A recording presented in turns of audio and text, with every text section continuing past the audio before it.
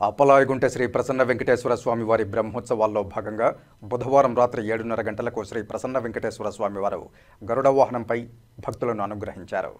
రాత్రి 7:30 గంటలకు గరుడ వాహన సేవ ప్రారంభమైంది.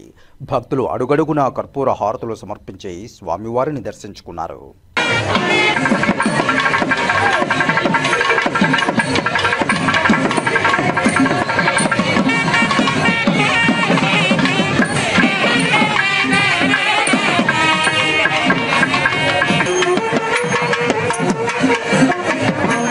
కాగా ఉదయం 9:30 గంటల నుండి 11 గంటల మధ్య స్నపన తిరుమంజనం శాస్త్రోక్తంగా నిర్వహించారు.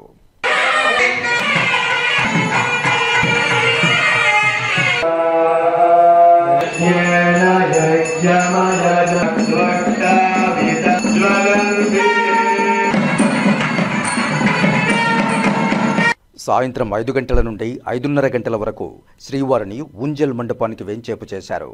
సాయంత్రం 5:30 గంటల నుండి 6:30 గంటల మధ్య ఊంజల్ సేవ నిర్వహించారు.